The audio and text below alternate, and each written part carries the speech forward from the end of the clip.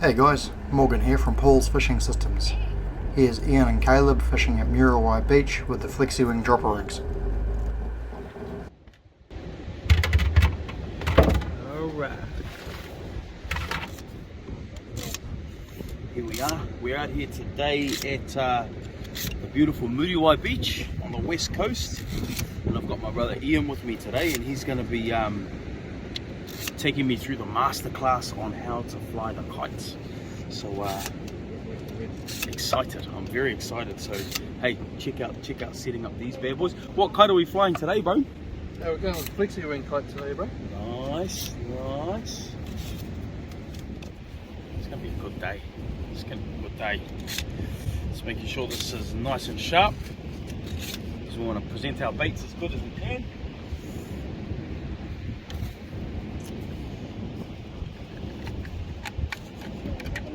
Just remember, all of our gear is available on www.fishingtacklesale.co.nz, or come in and see us. We've got you covered.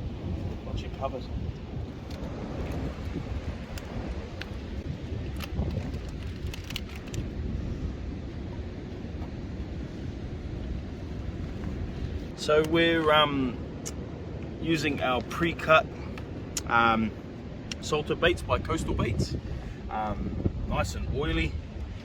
Because of the nature of how quickly the wind can change, and how last minute the plan was to come out, we weren't able to get some fresh mullet, which we would have really loved to have been able to get. But so today we've got the Coastal Baits with us, and I'll tell you what, because when they catch it, it's pretty fresh, and then they salt it, they do a really good job, and we're using the pre-cut, so very convenient. We should be okay. The way these baits are feeling, like very oily. We'll see how we get on. And it's a combination of mullet, bonito, there's mackerel in there, and I think barracuda. So something's got to go. Something's got to be good. Beauty. Man, that is oily. Here's Ian attaching rubber bands to the wings of the Flexiwing. So this enables the Flexiwing to automatically adjust to whatever the wind is doing. You can fly this in some very strong wind. Start lining them out,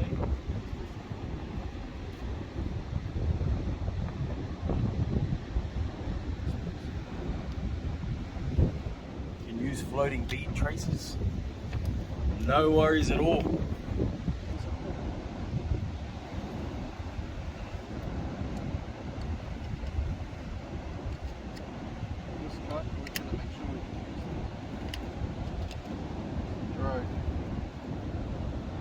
Helps stabilise the kite, given the nature that it has rubber bands on the wings. It's not the most stable. This balances it right out. It comes perfect.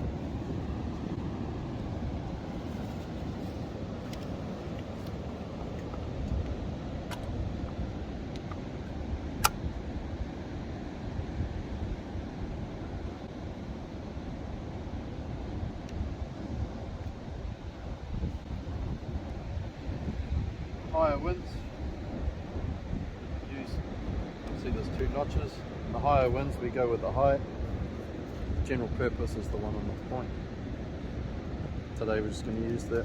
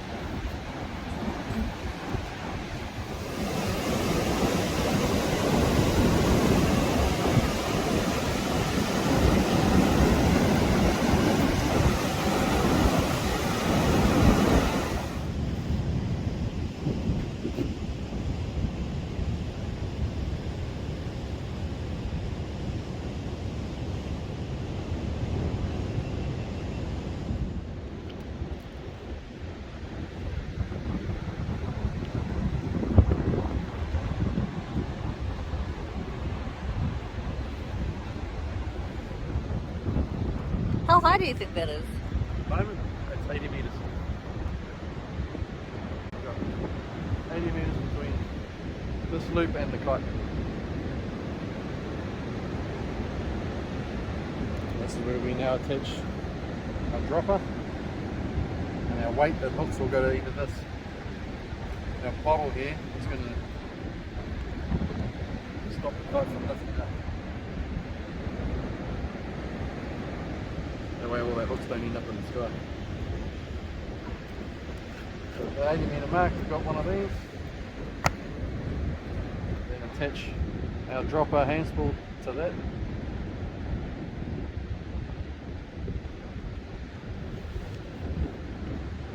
Caleb's got all our baits prepped. Joshua's got the bottle ready. Now we're going to take the ratchet off the reel. We're going to allow both lines to go together until we get to the flag.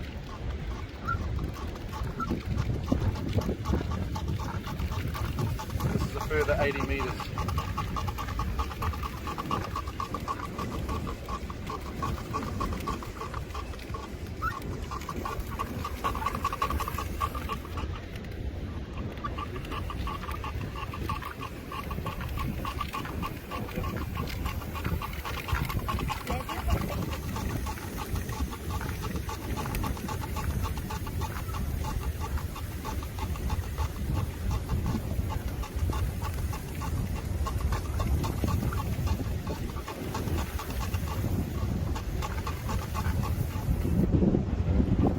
Flag and the bottle cord.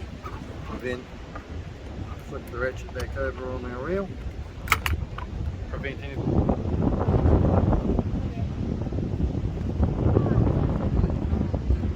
we take the loop of our cord through our head, right back through that. Then onto that closely.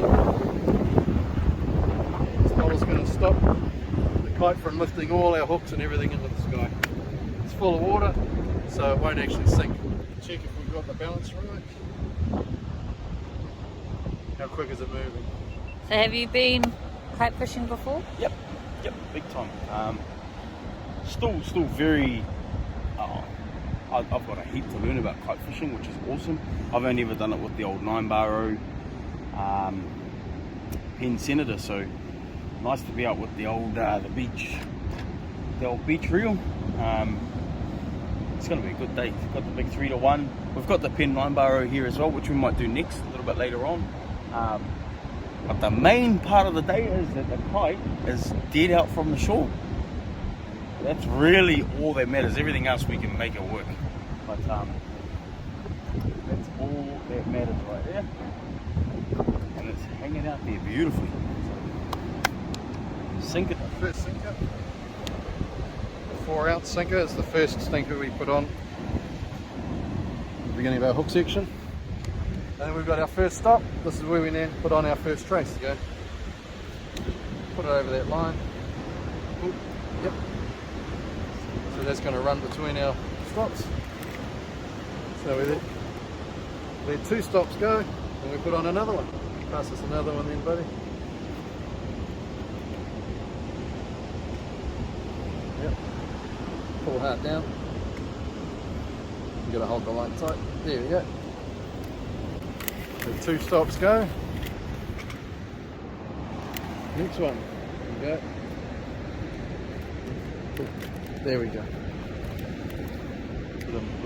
Okay, I need another sinker. Now we want a 2-ounce. One of a smaller. Same thing. The clip works the same way. Just put it through the swivel and pull hard.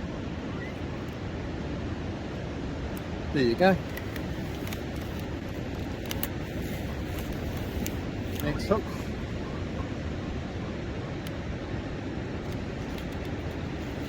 Well done.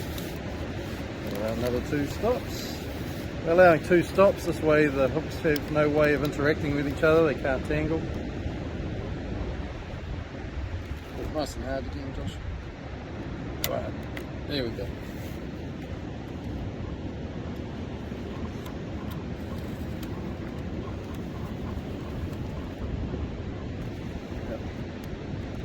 Hang on, did I miss two? 1, 2. That one there, yeah, it goes on this one. Yep.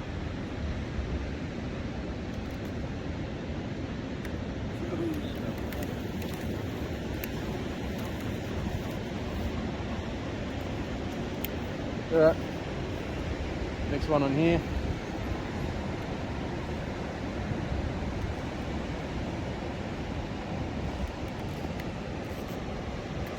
Excellent.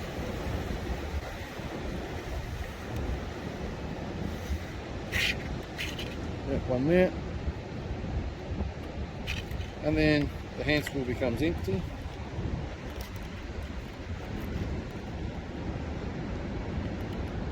Just unclip the line from itself, toss the hand spool down.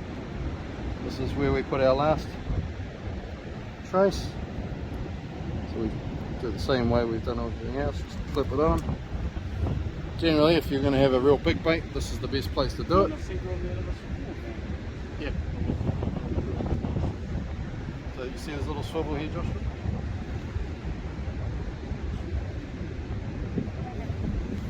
Yep, that's the one. You do it. Nice and hard. Have to twist it while you're doing it. Yeah. There you go. And then that's it. Let that go, let the kite do its thing.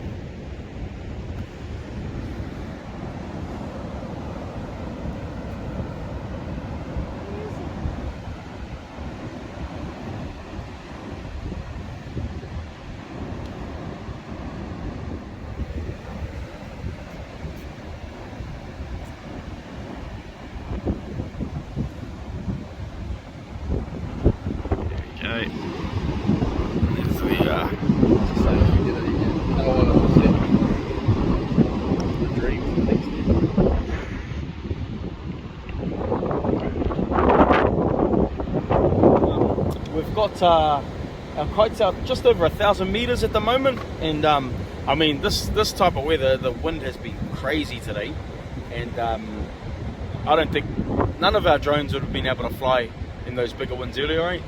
So there you have it. Like today there are certain days where only the kite is going to be able to get out there and effectively fish. I mean today we could have probably got a Kontiki out as well, but yeah, but I mean have a look at some of those waves, and I mean the video is probably not going to do it justice, but those are some big waves, man. And so you know there are days where kite fishing, man, it becomes so valuable, and I mean we're out over 1,000 meters without much work at all, to be fair.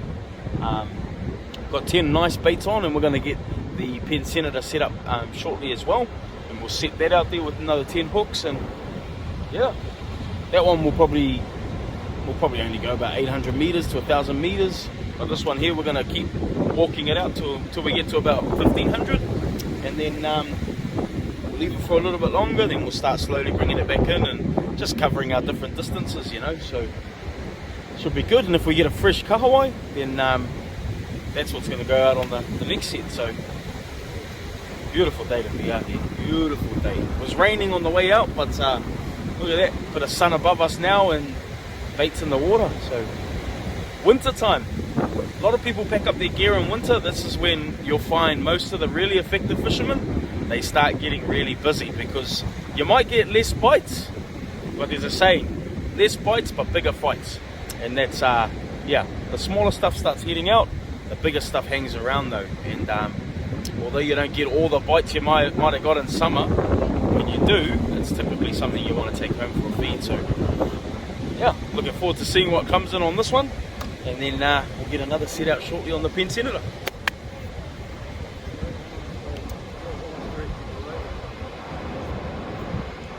Penay, Oh my gosh. is there a marker at the 1,500 or? Yeah, I've got those ropes on there. Oh, although I think I put a back K there with nothing there. Oh wow. Yeah. There is another green one in this. Yeah, there it is. Oh, it's 1,500. Yep. Right, so we've got probably about 1,200.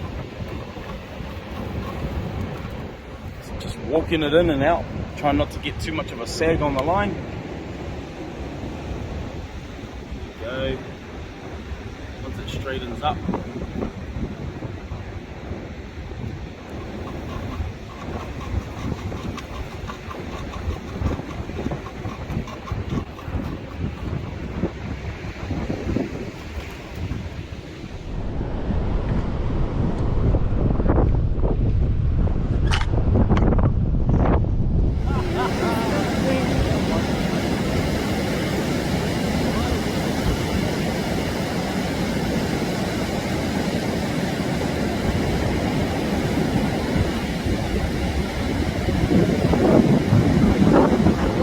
doing at the moment?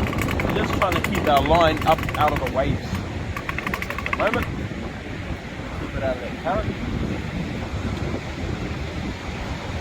Our kite's holding nice though. Our kite's doing its job perfectly.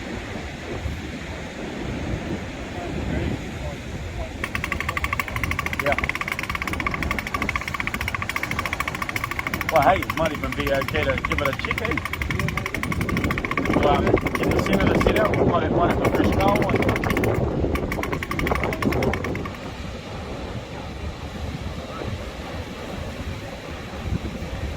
Feeling confident? Always.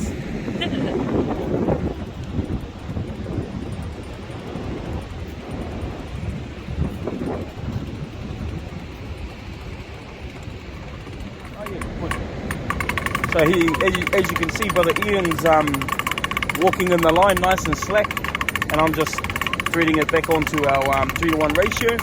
Reason for that is you don't want too much pressure on the reel. It is made of plastic, so you want nice loose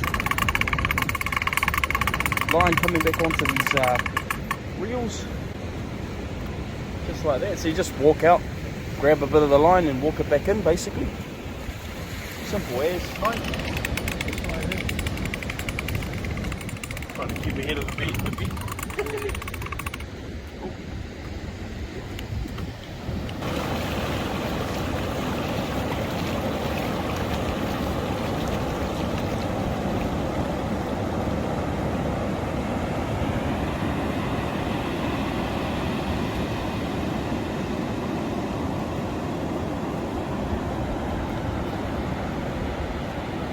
Cardio on the beach.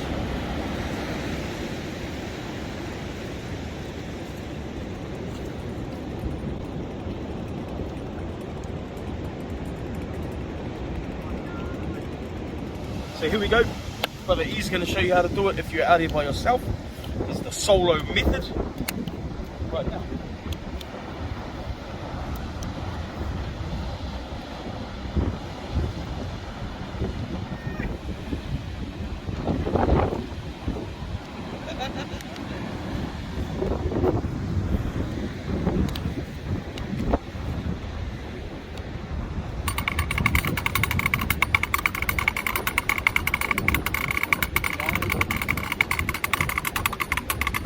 Very easy to be done on your own.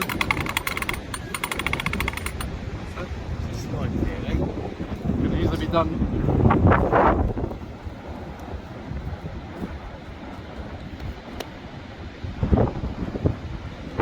Winter time.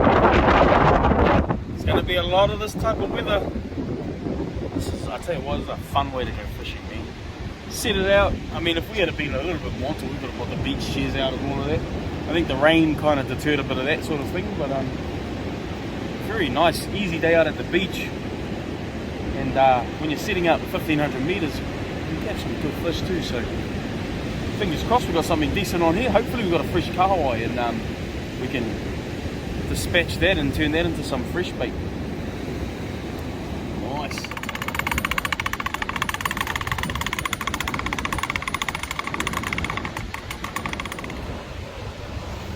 Goes our 3-way cord.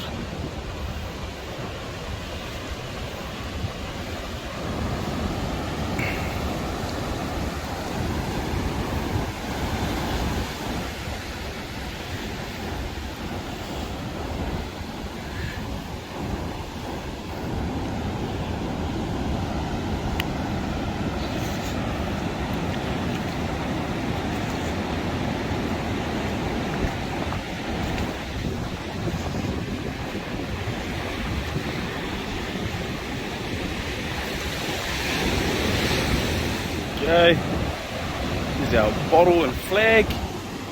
It's going through to our cord, and we basically just store the kite up in the air. Very good.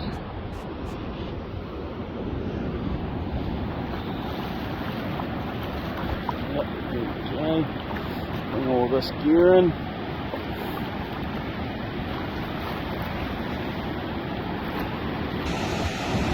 Okay, some hooks.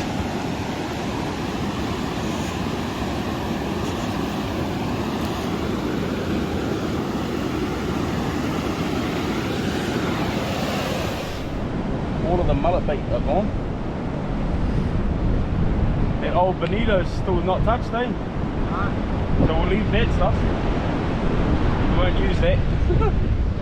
So first shot out, we didn't get any fish. We've had a few baits taken, and that current has pushed us down the beach there and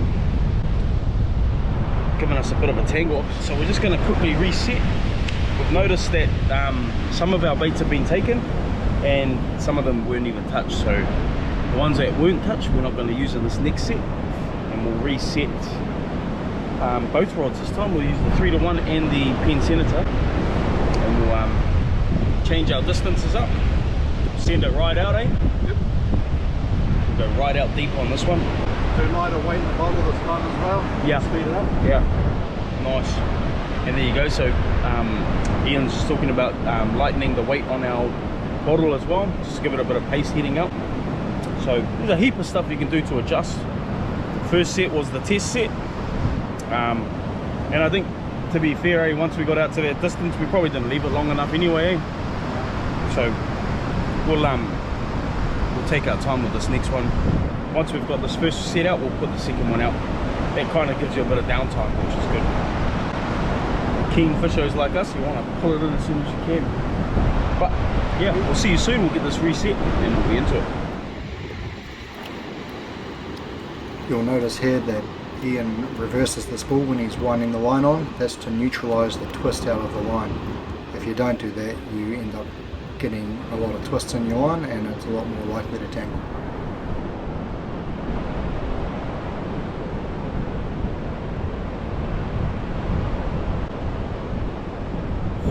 So this is our second set, and what we think may have happened on that first set is, as it was going out, because it took so long to get out through the waves, we think it might have got tangled then.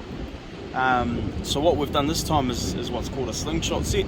We've lined everything down the beach, kept it nice and tight, or created some tension on the end of the hook section, created some tension with the kite, and then walked it to the water's edge, and then we've deployed the line out there. And so what that will mean is, as the kite's going out, long as there's nice wind pushing it out there, that will mean that our line goes out nice and straight, rather than going out getting pushed back on itself, back and forth.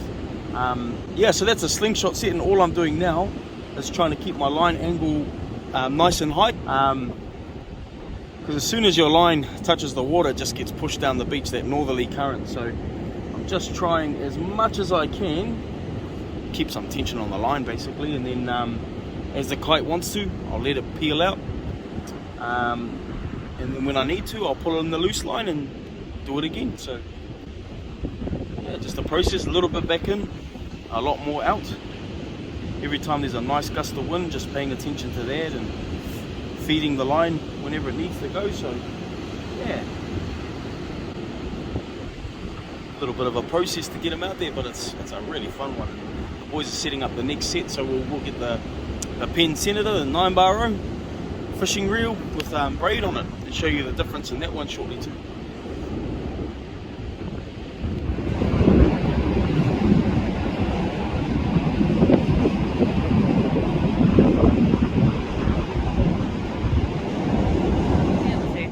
Just digging out a new drode for the kite. I'm guilty of one of the biggest faux pas of not cleaning my gear before packing it up, and then forgetting about it for 2 years. Getting it out again and finding all the metal parts that rusted or corroded. That's why I bring spares. You should always maintain your gear.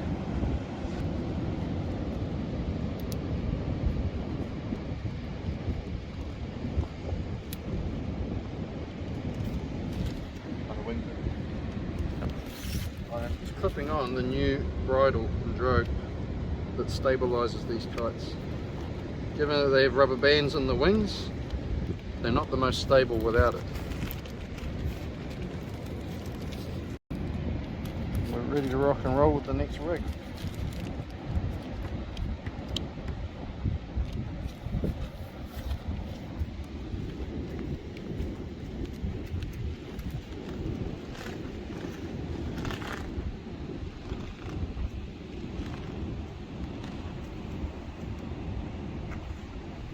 this one will be going on a rod and reel. This is our more popular set, and the set we'd recommend more to guys that currently have drones. On the days that the drones struggle, if it's too windy, a kite rig would complement it perfectly. How many baits can you put on this one? Same as the other, up to 10.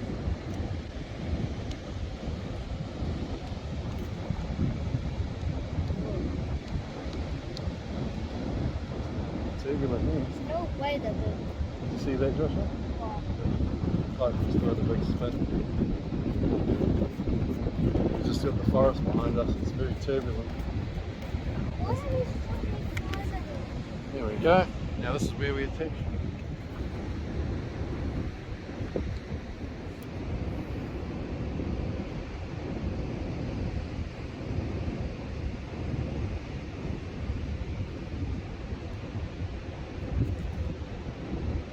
We're ready to let the two go together.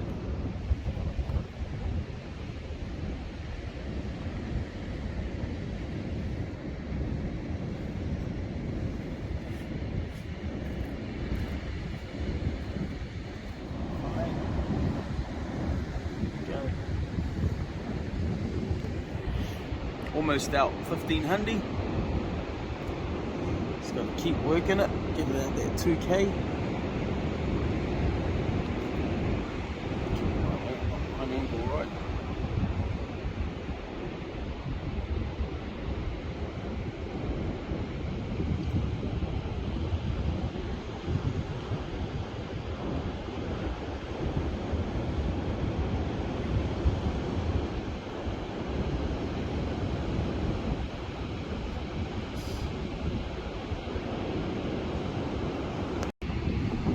So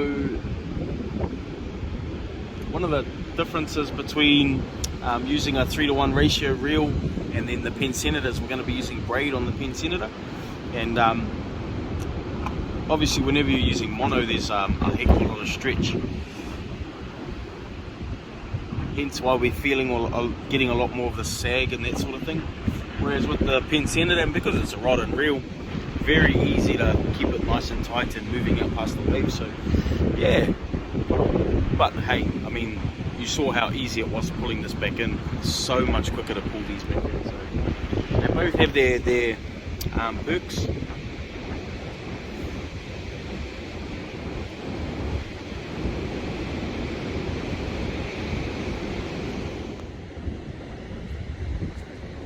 I think you're quite heavy enough.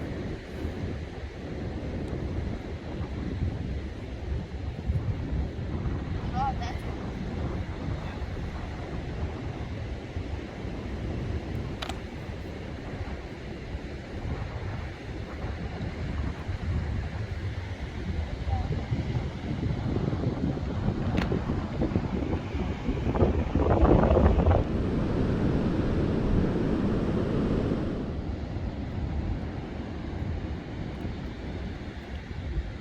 Okay, it's our second setup.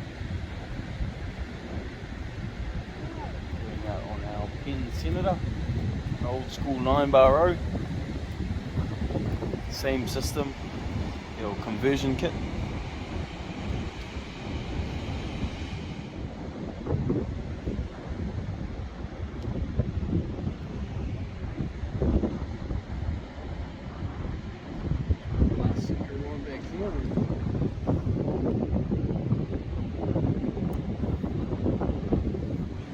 Hardest part's always getting it through this these rough waves. Once it's out past the waves, beautiful.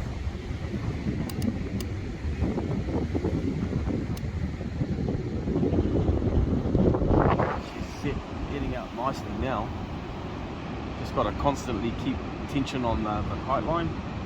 As soon as that goes loose, the hook section's not going to go nowhere. And while you're in the turbulent water or in the waves, you want your hook section moving out as straight and as quick as possible. So keeping a nice amount of tension on the hook section by keeping the kite moving nice and steady. Stopping the line, giving the line a tug. Ian's down at the beach, as you can see. and he's just keeping that hook section nice and straight, not letting it tangle.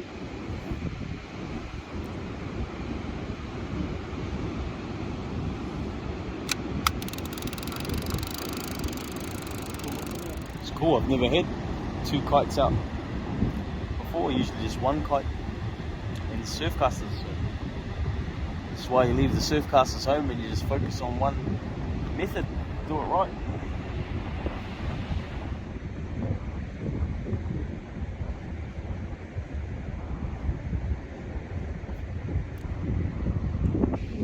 Now it's shifting along a little bit just to ensure we don't get 2 lines to cross over. Our first one's far enough out to the right.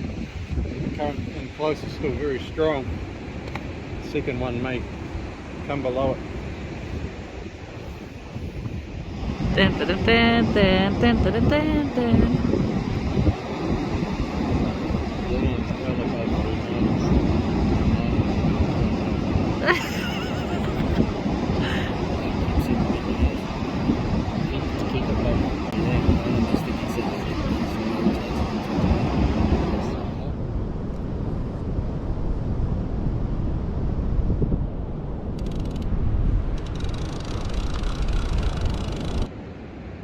So here we go. We just had the kite take a real big, almost like a dive. And then I turn around and see that the rod's been pulled into the sand. And then I get back over here and I'm told that the line's been going from left to right. So we're hoping that that means that there's a fish on the end of it. Really hard to tell when you've got a kite on the end, because the movement in the rod and what you're feeling in the rod is typically made by the kite. So very hard to define what's a bite and what's the movement from the wind. So yeah, I want to bring it in. I'm tempted to check, but I also want to make sure that we put a bit of time on these baits out there. So I might just keep a solid eye on it anyway.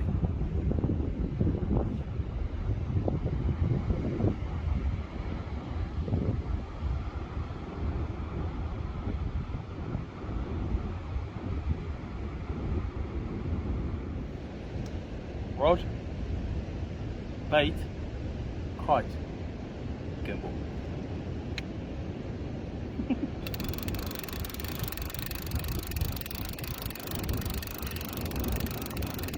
What a loose line just then.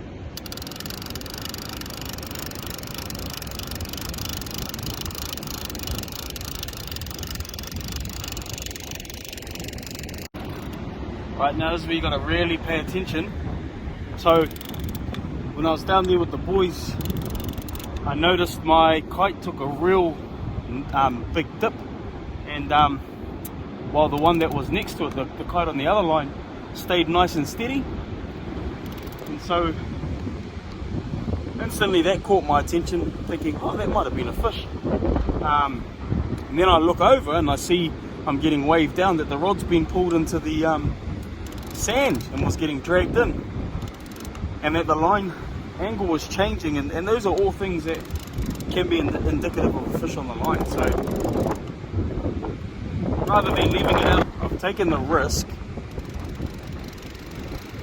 of pulling it in early.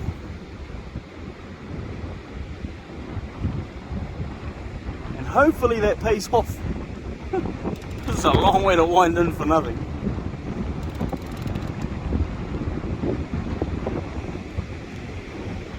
But this is where you got to pay attention. I'm now starting to bring the hook section back through the sandbar.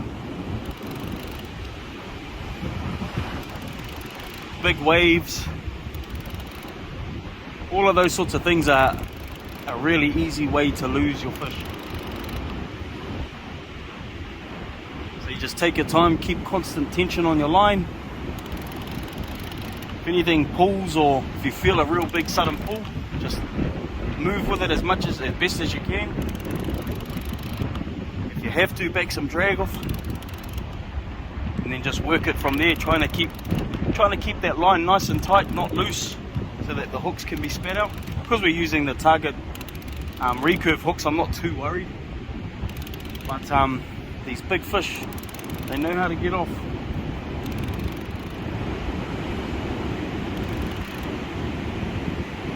So what I'm going to do now that I can see the kites directly above that last wave, that last sandbar, I'm going to go as close to the water's edge as I can. Then I'm going to start walking back about 25 meters at a time. And what that does is, as you're walking back, that helps keep tension on your line. Rather than having to wind and move your rod and all of that, that constant movement back that way will keep that line nice and tight. And then from there, I'll keep working back and forward. Hopefully to a fish. We only put 5 hooks out on this one.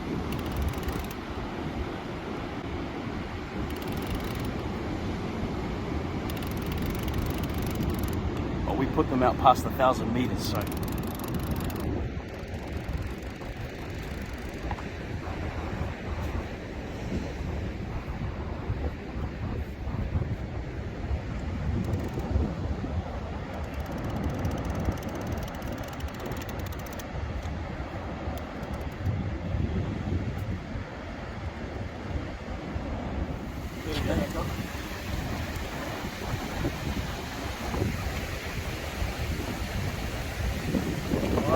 Store this up in the sky, and then the fun part begins.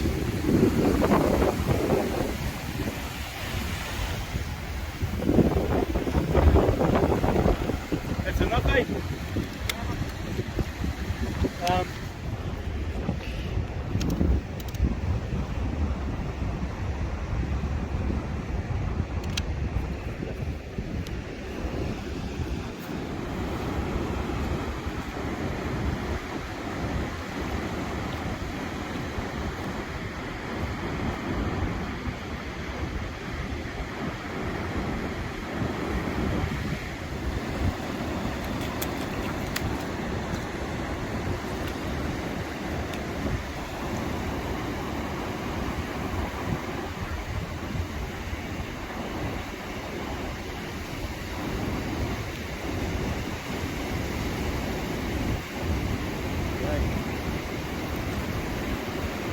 There we are, first fish.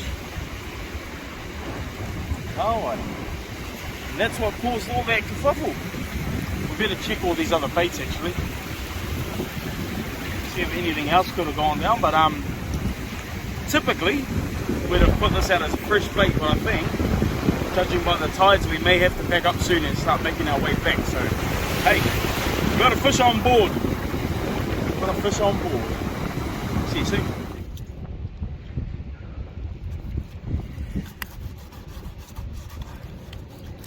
What doing? Just filleting this fresh bait. This thing was flapping around not long ago. Now it's ready to be turned into hopefully some snapper or gurnard. Gurnard love fresh kahawai, so hopefully.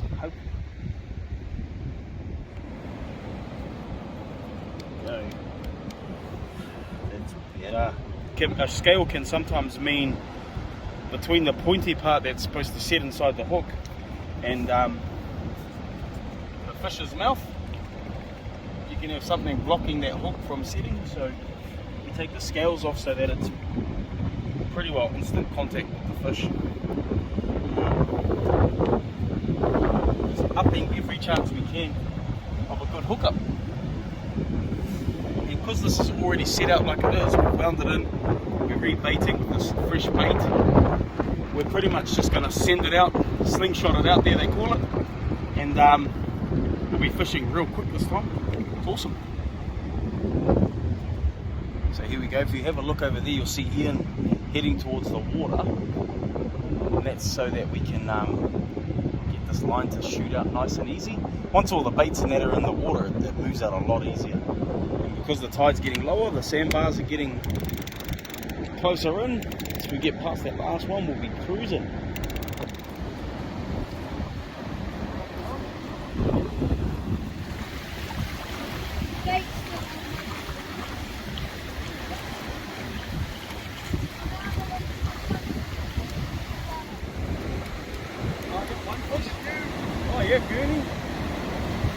else in the back there. It's a nice gurnard.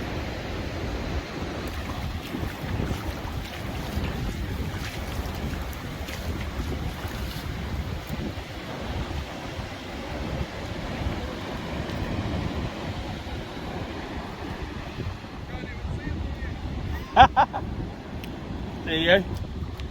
Little beautiful colours. Look at those colours. Flamingos. Bright blue. Phew. Go and let him go.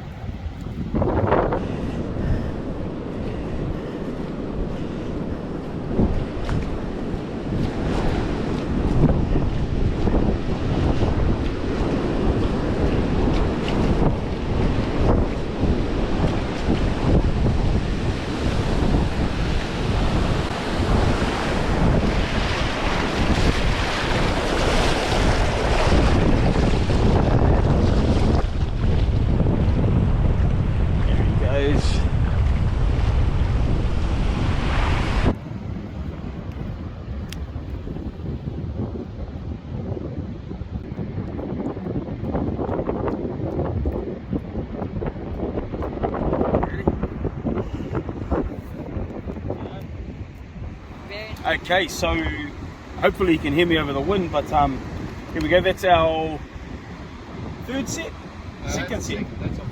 Yeah, second set, and I mean we had a snapper on there. That snapper would have pushed just legal, but we'll put him back and let him grow up a bit more, and then we'll catch him next time. But we've got a couple of nice kahawai so far. One of them we've redeployed out as bait, and then obviously the old gurnard right there, big West Coast gurnard, has stolen the show. So yeah, we're really hopeful on that final set where we catch a couple more gurnard, or hey, maybe some bigger snappers.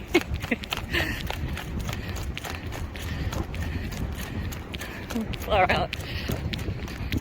Running. Sorry, that was a bit of a tease right there, but no, we didn't lose the rod. Thankfully, we still got it. But yeah, it must have taken either a really big gust of wind or hopefully a massive fish. But no, part of me thinks it was a big gust of wind, to be honest. But yeah, we still got our rod. It got pretty close to the water though, and just going to give it a little bit longer, let those baits soak a bit more. So I think that was the key to the last set, was the baits were just sitting and waiting for a while. So yeah, we'll give this one a little bit longer, and then we'll see what happens. Wind them back in. It's probably out about 800 meters so far. So been choice to be out with the kites today, and that's why I left the surf casters home today, because I wanted to focus on the kites. Getting into winter, the weather for a lot of types of like drones can be a bit tricky to get out in the rain and the big winds. Surf casting can be a challenge. I mean, you only have to look at how big those waves are and how far back the sets go to realize surf casting is going to be a challenge today. But the kite, I tell you what, it thrives in those big winds, man, and it just cuts through those waves as well. So yeah, I mean, winter, you're thinking about getting into some fishing, or you're wanting to get out at the beach, this is a beautiful way to do it. So stay tuned, watch the space, and hopefully on our last set we'll be bringing in some more fish. It's got the fresh bait, and I'm a big believer in fresh bait's the best bait. So let's see how we get on.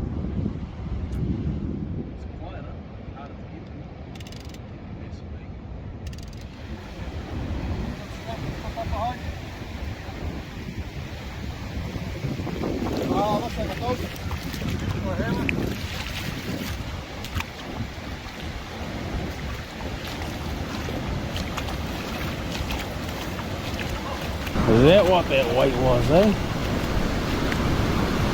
Oh, it got off. Look at that. Looks like shark or stuff. So there we go, we had a big shark. Hopefully this picked it up. Nice big tope. Another couple of gooners. Boom! So that's what we're after. We were hoping to get some gooner today, but yeah, snapper, we're a bit slower on the bite, so can't complain when you've got gooner. deck. So that's us. We're going to clean these up. Beautiful. So 3 sets with the kite today. One of the things I noticed with the braid, getting out was a lot easier. Once we got the hooks and the sinkers past the waves, it shot out there very, very easy. Whereas with the mono, that drag created some challenges at times. But I mean, when you're working both of them in tandem like that, you're able to fish different depths. You can try different things, and mate, we've got to feed. So beautiful day. On a day like today where the wind was pretty crazy, and most things the drones wouldn't have flown today. Yeah, most other things we wouldn't have been able to do, we were able to do today with the kite. So yeah, why did we get out and do this today? Because we wanted to show you that in winter there are many ways to get out and catch a feed, and this is definitely one of those ways. So yeah,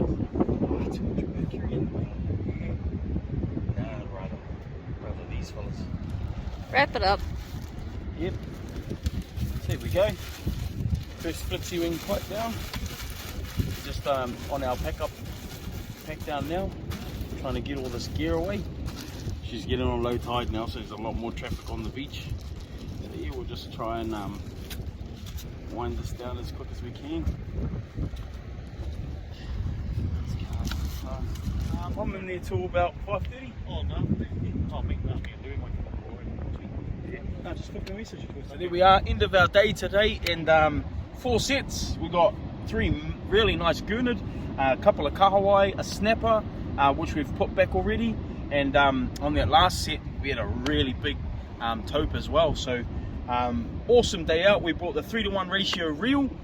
We had the Penn Senator with braid on it, obviously mono on the 3-to-1, and basically we wanted to come out today, show you that in winter when it's crazy weather, we had rain throughout today, massive winds. Winter doesn't mean you have to pack up your fishing gear.